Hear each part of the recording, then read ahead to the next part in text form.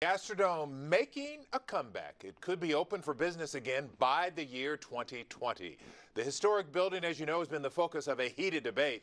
Blow it up or renovate? Good evening. I'm Len Cannon. And I'm Mia Gradney. This new plan for the Astrodome comes with plenty of controversy, especially after Harvey. Adam Bennett is live outside the dome right now. Adam, the Harris County judge says doing nothing or tearing it down are both costly moves.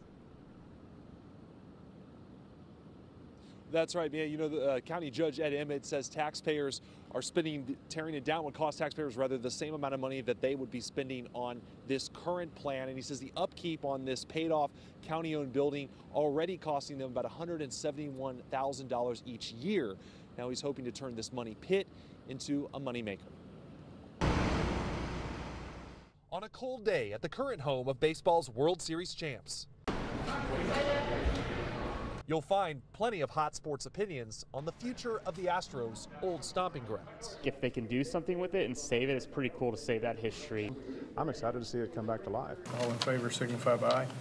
Harris County Judge Ed Emmett called this morning's unanimous vote by county commissioners a routine next step, roughly a year and a half after the commissioners approved the first $10 million in design work. After the engineers looked at the plan and said, yes, it will work, then today's vote was just to keep going forward.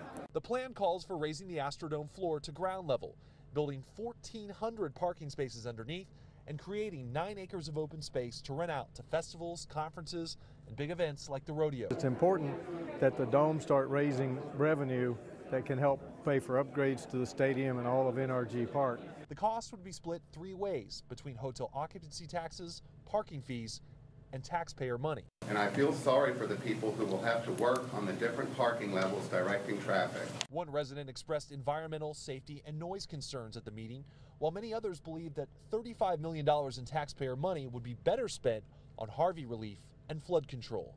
We still have to maintain buildings.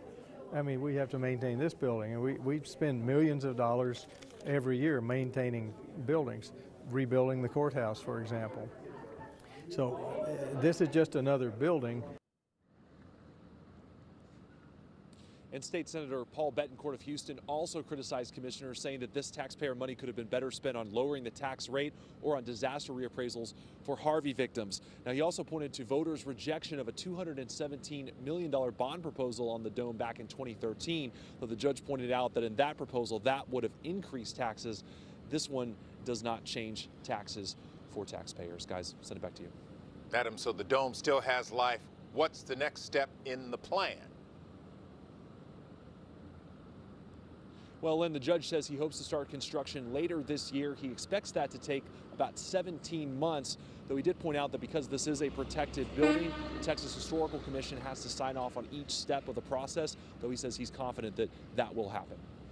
If all goes well, as we said earlier, 2020, we could be checking it out. Thanks, Adam.